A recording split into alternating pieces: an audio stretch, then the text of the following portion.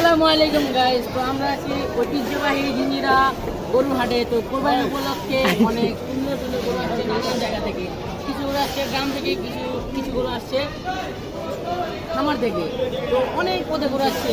তো অস্ট্রেলিয়ান গরু থেকে শুরু করে ষাঁড় গরু পর্যন্ত অনেক গরু আসছে। তো আমরা এখানে দেখতে পাচ্ছি গরু। তো আমরা জিজ্ঞেস করে নেব এই গরুগুলো কোথা থেকে আসছে। ভাই তোমাদের? হ্যাঁ, আমাদের টাকা গরু। তো এই গরু কোথা থেকে আসছে?